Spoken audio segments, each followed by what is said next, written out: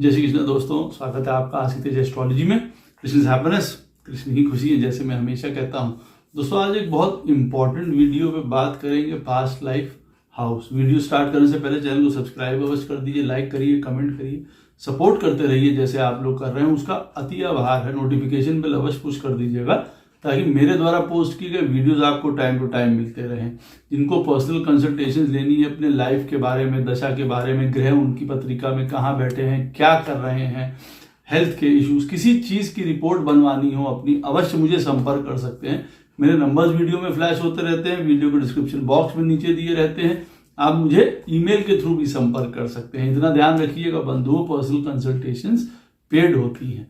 तो दोस्तों जो ये वीडियो है पास्ट लाइफ का हमारा हाउस या उसकी टेक्निक, ये बहुत सरल है हमारे लिए, आपके लिए, सभी के लिए, क्योंकि बहुत सारे ऐसे तरीके हैं जिसके ऊपर बात करी जाती है या बात हमने भी करी है, लेकिन ये भृगु सरल पद्धति से ही एक बहुत ही, आप यूं कह सकते हैं, सरलतम टेक्निक है जिससे हर व्यक्ति ये जान सकता है कि भाई उनका जन्म इस लगन में क्यों हुआ है, पहली बात। दूसरी बात, हमारा जो पास्ट लाइफ का लगन था या जो पास्ट लाइफ थी वो हमारी इस लाइफ से कैसे कनेक्टेड है, कौन से कर्मज हैं जो हमको अब की बार अक्षरता करने ही पड़ते हैं या हम उनके अनुसार ही अपने जीवन को ढालते हैं या उसी प्रकार की चीजें हमारे जीवन में होती हैं। यहां पे मैं आपको एक बात बता दूं, जो भी आपके पास्ट लाइफ का हाउस होगा, जो अभी मैं आपको आगे बताता हूं, उससे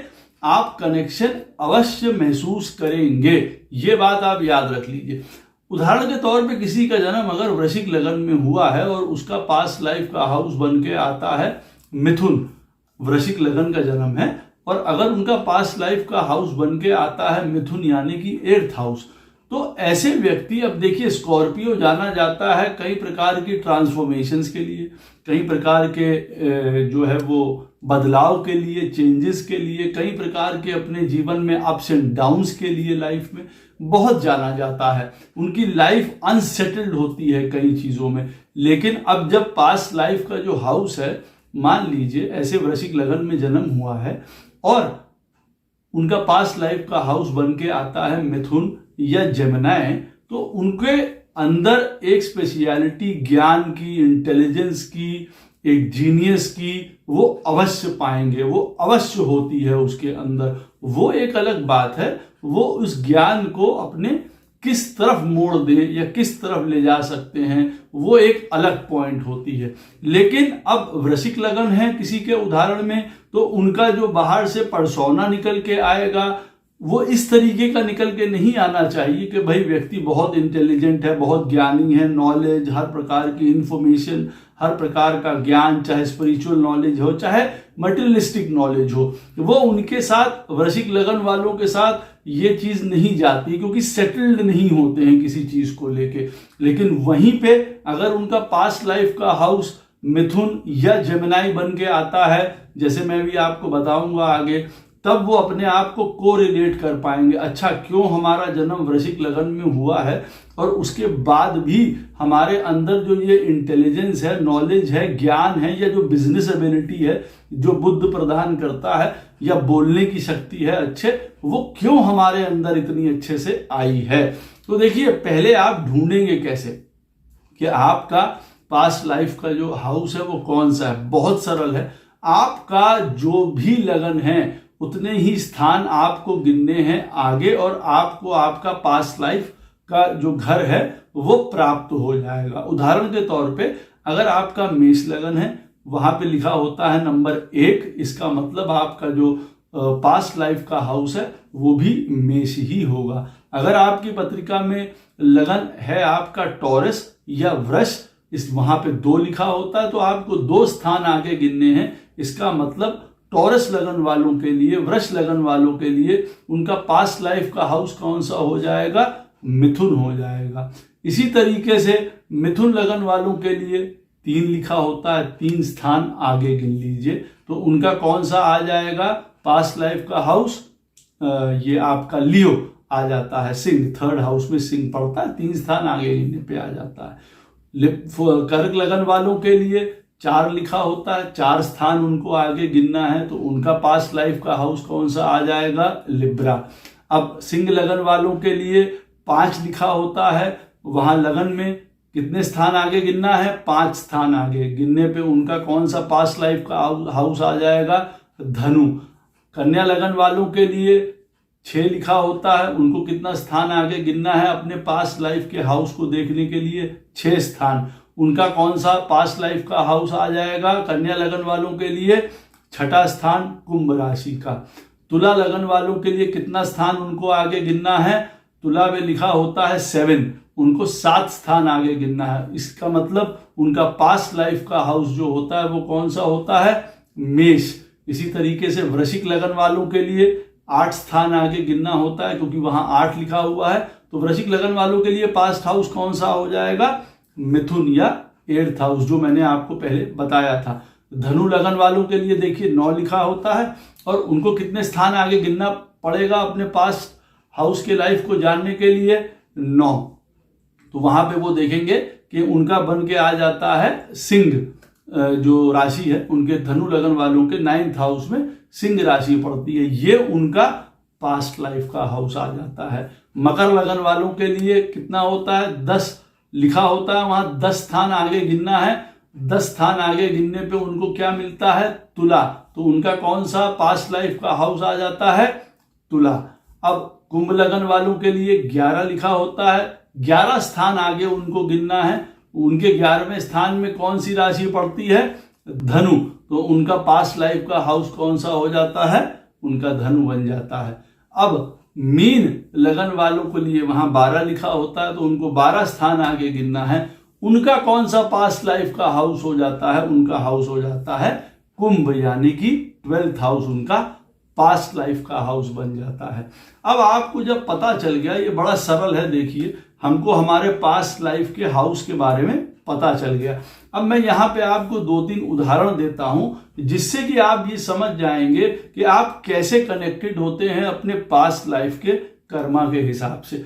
देखिए, अगर हम लोग महात्मा गांधी का चार्ट लेते हैं, या जिनको नहीं पता है, देखिए यहां सिंपल मैं उनके लिए बताने की कोशिश कर रहा हूं, ताकि समझ जाएं आप कि जो मैं बताना चाह रहा हूं उसका मंतव्य क्या है। देखिए, तुला लगन में जन्म हुआ महात्मा गांधी का, और ये लगन जाना जाता है, देखिए, एक न्यूट्रल के लिए, एक बैलेंस एटीट्यूड के लिए, एक पीस के लिए, एक शांति के लिए जाना जाता है।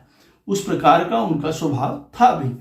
अब लेकिन कहीं ना कहीं हम लोग ये सोचते हैं कि भाई जो आदमी, ये बिजनेस का राशि है, ये रिलेशनशिप की राशि है, ये पीस की राशि है, ये हर चीजों को बड़ा बैलेंस करके जीवन में रखता है, ये राशि तुला जो लगन है, लेकिन उसके बाद इतनी ज्यादा अंदर से फायर पावर आई कहां से?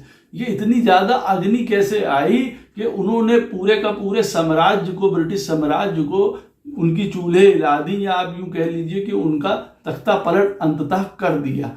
तो ये देखिए हमको पता चलता है उनके पास्ट लाइफ के हाउस से। अब तुला लगन वालों के लिए पास्ट लाइफ का हाउस कौन सा होता है? तुला लगन वालों के लिए पास्ट लाइफ का हाउस होता है 7th। जब 7 स्थान लिखा है ना, तुला लगन में 7 लिखा होता है, जब गिनेंगे तो 7th हाउस उनका पास्ट लाइफ का हाउस आ गया। महात्मा गांधी का जो पास्ट लाइफ का हाउस था वो था 7th। अब यहां से जो है आपको स्टोरी अच्छे से समझ में आ जाएगी। 7th हाउस में पड़ती है मेष राशि।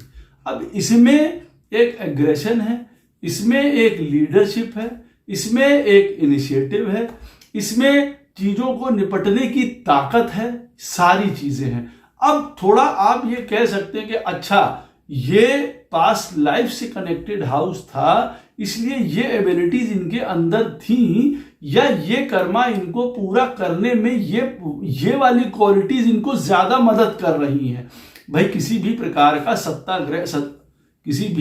का सत्याग्रह में वो बैठे, अहिंसा उन्होंने फॉलो किया, लेकिन उन्होंने काम बड़े बड़े किए। उसके लिए भी देखिए हौसला चाहिए, हिम्मत चाहिए, विल पावर चाहिए, डिटर्मिनेशन चाहिए, उस चीज के लिए एक लीडरशिप क्वालिटी चाहिए। मेष राशि देखिए वो प्रदान करता है, जो महात्मा गांधी के 7th हाउस में थी।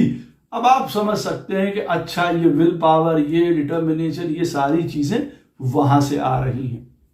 अच्छा, अब ये भी हमको देखना है कि अब हमारा जो पत्रिका में पास्ट लाइफ का हाउस है वहां बैठा कौन हुआ है। अब महात्मा गांधी का ही हम लोग उदाहरण ले रहे हैं तो उनके 7th हाउस में बैठे हुए हैं बृहस्पति महाराज। अब तुला लगन की पत्रिका में बृहस्पति महाराज 3rd हाउस के राइटिंग के, ट्रैवलिंग के, कम्युनिकेशन के और 6th हाउस के जो कि स्ट्रगल्स के, लड़ाई झगड़ों के, किसी भी प्रकार के मोमेंटम के, इन सारी चीजों के वो प्लैनेट होते हैं। अब यहां पे भी देखिए बात समझ में आती है कि क्यों उन्होंने लड़ाई करी, क्यों वो आगे बढ़े किसी भी प्रकार से। अगर हम देखा जाए तुला लगन में अगर हम देखेंगे तो हमको नहीं समझ आ रहा है कि भाई इस तरीके की क्यों टेंडेंसी उत्पन्न हुई, लेकिन पास्ट लाइफ का अगर हम लोग हाउस देखेंगे तो आप कह सकते हैं वो वाले कर्माज उनके पेंडिंग थे। अब जुपिटर उनका 7th हाउस में बैठा हुआ है, पास्ट लाइफ के घर में बैठा हुआ है। अब देखिए पढ़ाई लिखाई भी उन्होंने अच्छी करी, ज्ञान भी उन्होंने अर्जित किया, लॉ की उन्होंने पढ़ाई करी, सारी चीजें करी। 7th हाउस और किस चीज का है? विदेश का है। महात्मा गांधी जी का विदेश से, विदेशियों से संबंध रहा, ये सब जानते हैं। 7th हाउस होता है ओपन फाइट का, ओपन दुश्मन का, वो उन्होंने वहां पे फेस किया 7th हाउस में। 7th हाउस में बैठा हुआ प्लैनेट जुपिटर है। अब आप देख सकते हैं कि ये जुपिटर जो है क्योंकि अपने स्वभाव से ब्राह्मण है तो कोई लड़ाई झगड़े वाला अप्रोच उन्होंने नहीं लिया कि उन्होंने कोई बंदूक या बम से काम लिया हो। उन्होंने अहिंसा का रास्ता यहां पे तय किया क्योंकि वो जुपिटर था। अब 7th हाउस में जुपिटर बैठा हुआ था तो उन्होंने उसी हिसाब से देखिए कर्म किया और सत्याग्रह को अपने आगे ले गए और स्वतंत्रता के लिए अपना कदम से कदम मिला के आगे वो चलते रहे और ग्रेट लीडर ही वॉज। तो हमने ये देखा कि पास्ट लाइफ का जो घर है महात्मा गांधी जी का वो बनता है 7th हाउस, मतलब मैरिज। उनकी मैरिज पूरी तरीके से उनका साथ दिया हर प्रकार से उनकी धर्म पत्नी ने। 7th हाउस में अगर हम देखेंगे तो बृहस्पति महाराज बैठे हुए हैं। बृहस्पति महाराज की सारी क्वालिटीज हैं, चाहे वो लॉ हो, चाहे वो एक ज्ञानी हो, चाहे वो प्रीचिंग हो। 3rd हाउस का लॉर्ड है तो राइटिंग को भी शो करता है। तुला लगन में जुपिटर 3rd हाउस का लॉर्ड है ना, वो उसको भी देखिए शो करता है, तो वो राइटिंग वगैरह भी किया करते थे। और जितने भी असर इस जुपिटर पे पड़ रहे हैं 7th हाउस पे या 7th हाउस पे जितने असर पड़ रहे हैं, हम उनसे सब जान सकते हैं कि पास्ट लाइफ से रिलेटेड व्यक्ति का क्या कर्मा है, कौन सी चीजें उनको स्ट्रगल देंगी या कौन से काम उनको अधूरे अपने पूरे करने हैं और क्यों वो फिर इस लगन में उनका जन्म हुआ है, ताकि एक बैलेंस स्थापित कर पाए, एक तरीके से पीस या शांति स्थापित कर पाए। जैसे कि उनका लगन शो करता है तुला लगन, और उनका जो पास्ट लाइफ का लगन था वो था मेष, जो मैंने आपको बताया। तो देखिए ये अब इसी से और बहुत सारी चीजें देखी जा सकती हैं। पास्ट लाइफ के हाउस से जो प्लैनेट वहां पे बैठा हुआ है, जो उसका स्वामी है, वो हमें बहुत कुछ बता सकता है। अब जैसे तुला लगन की हम लोगों ने बात करी महात्मा गांधी की, तो जनरली एक बात करेंगे कि भाई इसका लॉर्ड होता है वीनस। अब वीनस को मतलब है भोग से और आनंद से। वो खाए पिएगा, घूमे फिरेगा, गाड़ी चाहिए, घर चाहिए, बंगला चाहिए, कोठी चाहिए, सब चाहिए उसको। लेकिन वहां पे अगर आप देखेंगे कि इनके पास्ट लाइफ का जो प्लैनेट था वो था मंगल। अब मंगल है किसी ना किसी रूप का लीडर भैया, वो है एग्रेसर। अब ये देखिए एक एग्रेसर की अप्रोच, एक लीडर की अप्रोच, एक इनिशिएटिव की अप्रोच लेने की और एक विल पावर की, एक डिटर्मिनेशन की अप्रोच, ये देखिए मंगल उनको प्रदान कर रहा है। और उनका मंगल बैठा कहां हुआ था महात्मा गांधी का? 1st हाउस में तुला लगन के। तो आप समझ सकते हैं डायरेक्ट वो पास्ट लाइफ के हाउस को 7th को देख भी रहा था, उस जुपिटर को देख भी रहा था। तो आप यूं कह सकते हैं वॉरियर का एटीट्यूड उनका जरूर था, लेकिन क्योंकि जुपिटर देख भी रहा है मंगल को, इसीलिए जो वो वॉर है या किसी भी प्रकार का एग्रेशन है वो हमेशा कंट्रोल्ड रहेगा।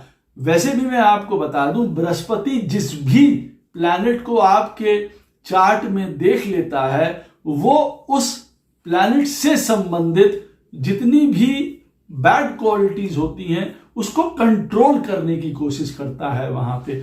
जैसे सन को देख लेगा तो ईगो को कंट्रोल करने की कोशिश करेगा।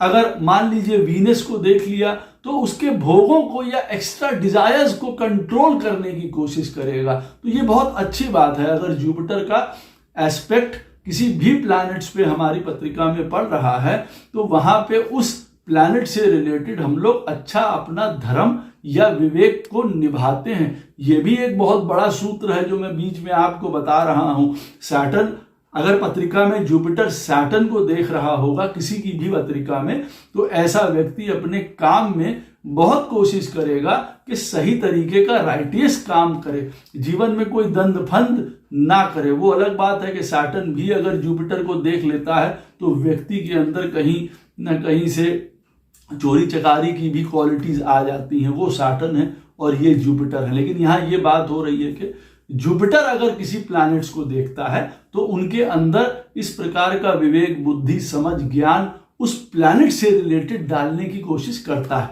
बैक टू द टॉपिक जो हम लोग बात कर रहे थे, तो देखिए हम लोगों को यहां से महात्मा गांधी का हम लोगों ने जैसे उदाहरण लिया कि उनकी पत्रिका में हमको पता चल गया सेवेंथ हाउस उनका पास्ट लाइफ है, कैसे एग्रेशन आया, कैसे लीडर बने। अब वैसे नहीं तो अगर देखा जाए कि भाई तुला लगन की पत्रिका है, कौन सा एग्रेशन, कौन सा लीडर, कौन सी लड़ाई, यहां सब पता चल रहा है क्योंकि पास्ट लाइफ के घर में बृहस्पति बैठा हुआ है। अब बृहस्पति कोई लड़ाई का कारक तो है नहीं, लेकिन तुला लगन वालों के लिए वो छठे स्थान का स्वामी है, तुला लगन वालों के लिए वो थर्ड हाउस का स्वामी है। तो हर प्रकार की नॉलेज, ज्ञान, पढ़ाई लिखाई, थर्ड हाउस जो है हमारी पत्रिका में राइटिंग से संबंधित है, ट्रैवलिंग से संबंधित है। हजारों कितनी यात्राएं करी, पूरे का पूरा भारतवर्ष उन्होंने देखिए घूमा। सेवेंथ हाउस फॉरेन से रिलेटेड है, फॉरेनर से रिलेटेड है, फाइट से रिलेटेड है। सिक्स्थ हाउस लॉ से रिलेटेड है, हजारों जेल यात्राएं उन्होंने कर दी।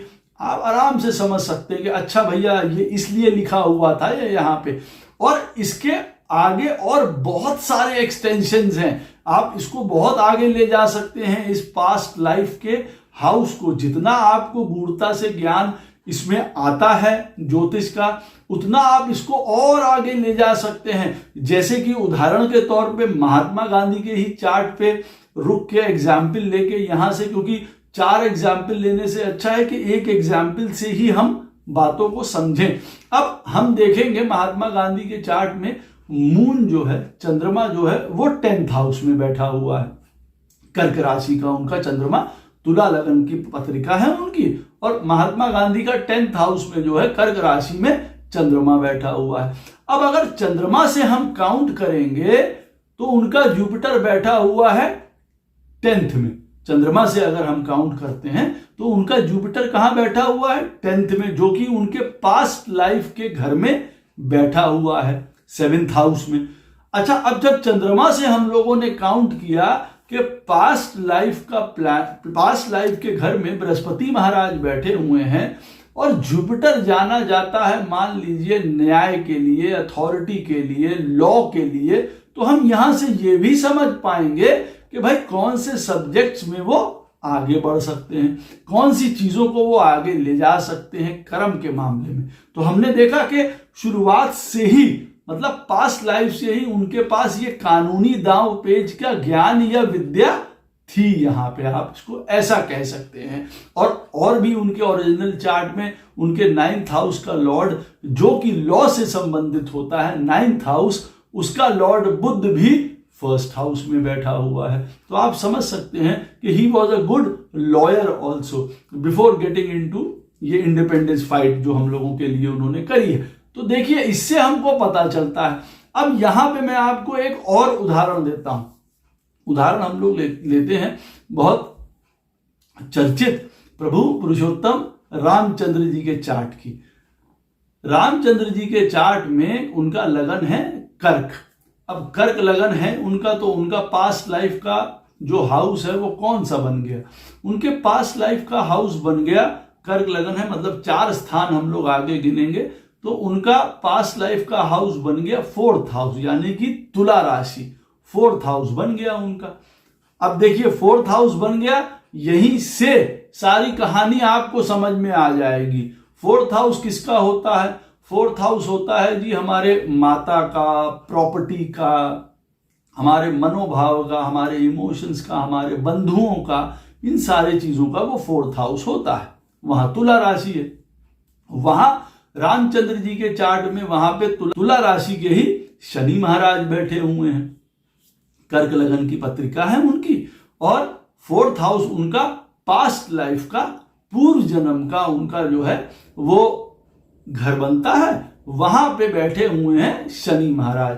अब देखते ही हमको पता चल गया कि देखिए किसी ना किसी प्रकार का कोई प्रॉपर्टी, 4th हाउस, माता, इन सबसे संबंधित कोई न कोई रामचंद्र जी के जीवन में पे बैक है।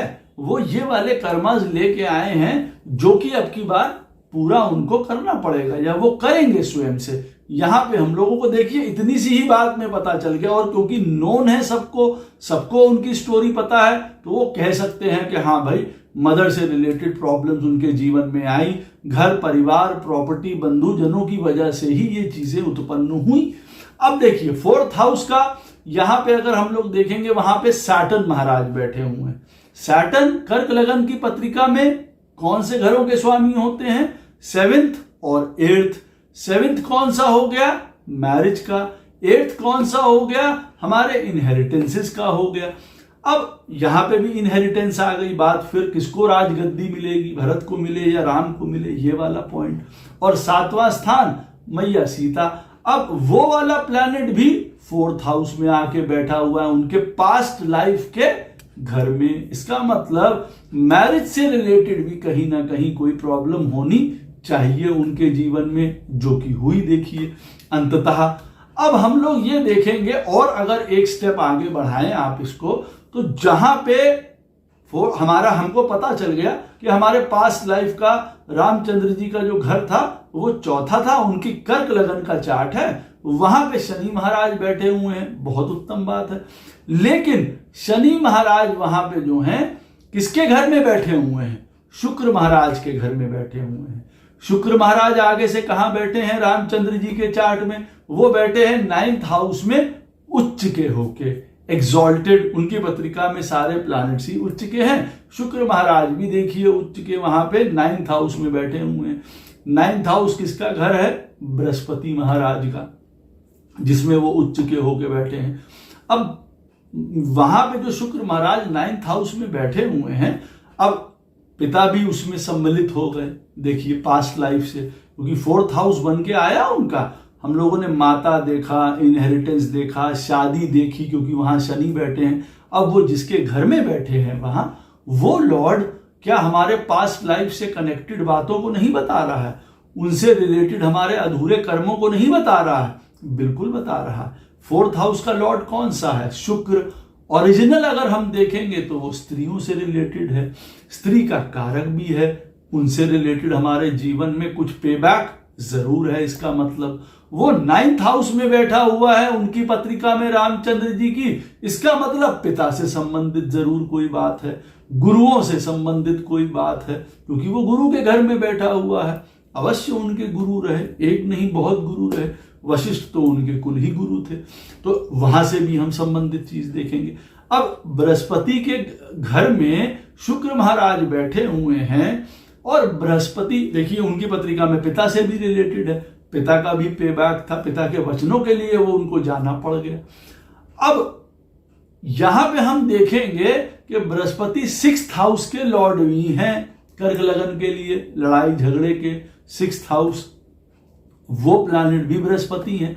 अब इसका मतलब यह है कि कहीं ना कहीं से जीवन में लड़ाई झगड़े की संभावना भी बनके आती है, क्योंकि जो हमारा पास्ट लाइफ का हाउस है उसके घर में जो प्लैनेट बैठे हुए हैं वो तो हमें बताएगा ही बताएगा हमारे अपने अधूरे कर्मों के बारे में। लेकिन जो पास्ट लाइफ का हाउस है उसका लॉर्ड कहां बैठा हुआ है वो भी तो इंपॉर्टेंट है, वो भी तो हमको इंपॉर्टेंट सूत्र बताएगा कि कौन से कर्मा है। जैसे रामचंद्र जी के केस में हम लोग देख रहे हैं कि भाई उनके पास्ट लाइफ का जो हाउस है वो चौथा स्थान है, तुला राशि, उसका स्वामी भी कौन सा हुआ, शुक्र, वो 9th हाउस में बैठा हुआ है। तो देखिए सारे आपने एक ही बार में चार्ट देखा, अपना पास्ट लाइफ से रिलेटेड आपने खुद को देखा कि आप कैसे जुड़े हुए हैं, कैसे अटैच हैं, और तुरंत आपने पहचान लिया कि ये चीजों की प्रॉब्लम हमारे जीवन में आने वाली है, ये हमको फायदे होने वाले हैं,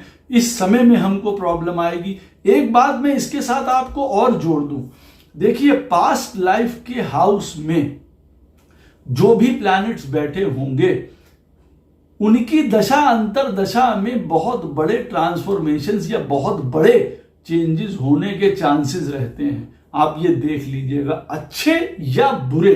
अब जैसे मैं आपको एक बात ये बताऊं कि आपकी पत्रिका में या किसी की भी पत्रिका में, या जो हम लोगों ने उदाहरण लिया है कि रामचंद्र जी की पत्रिका में सैटर्न अगर 4th हाउस में बैठा हुआ है तो सैटर्न के पीरियड में उनके जीवन में बहुत कुछ घटित हुआ है।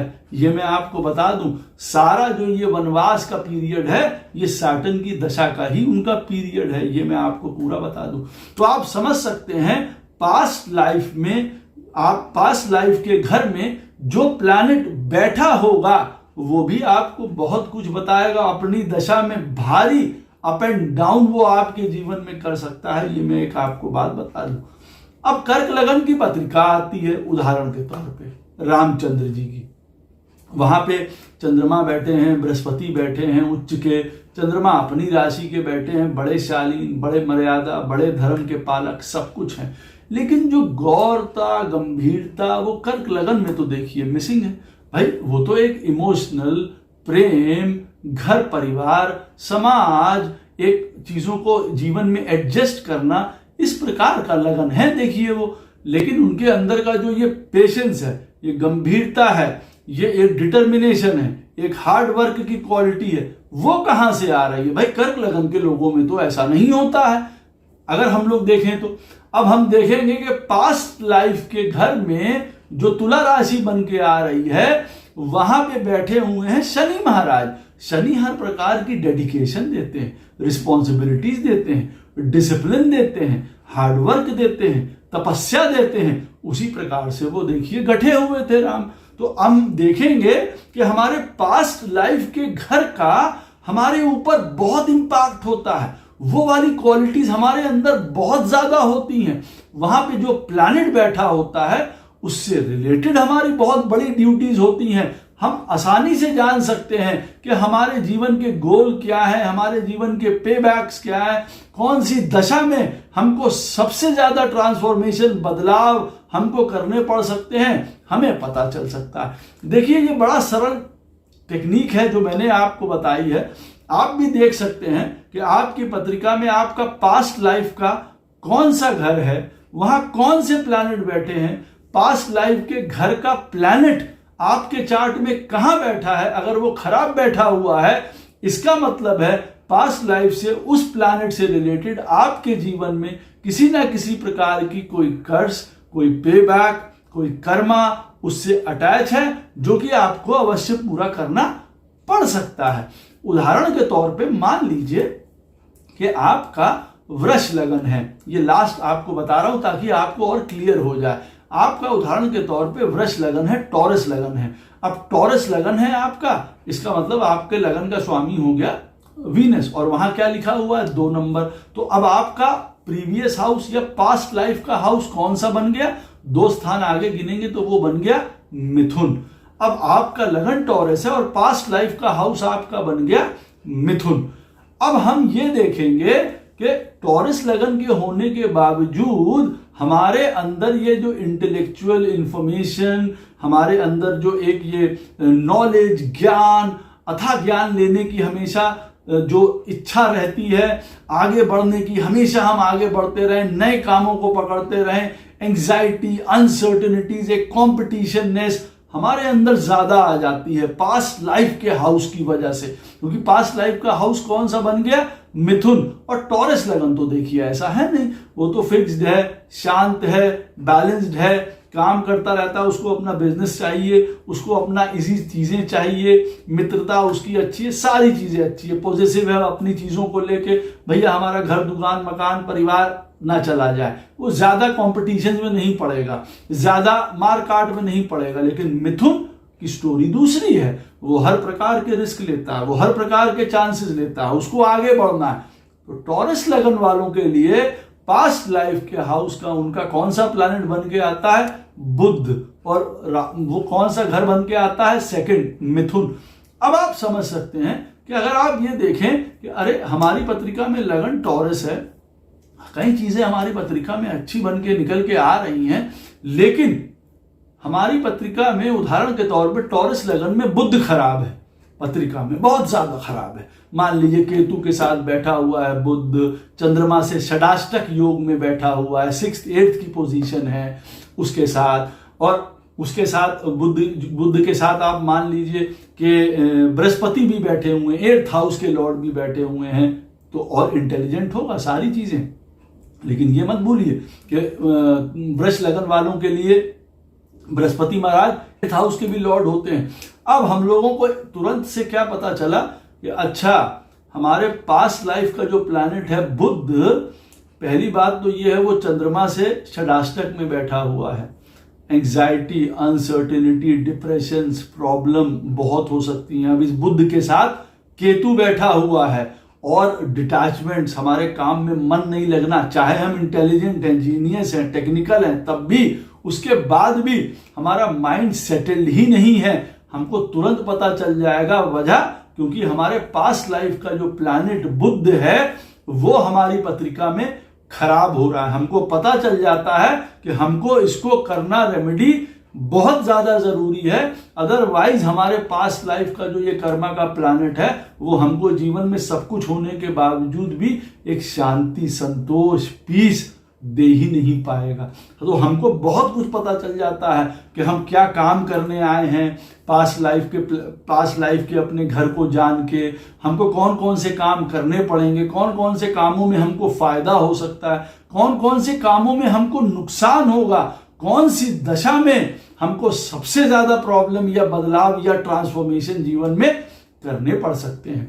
आशा करता हूं ये वीडियो आपको अवश्य पसंद आएगा। कोई प्रश्न हो इस वीडियो से संबंधित अवश्य मुझसे कमेंट सेक्शन में पूछ सकते हैं, कोशिश करूंगा उसका उत्तर आपको अवश्य प्रदान करूं। वीडियो अच्छा लगे शेयर अवश्य कर दीजिएगा। राधे राधे, जय श्री कृष्ण।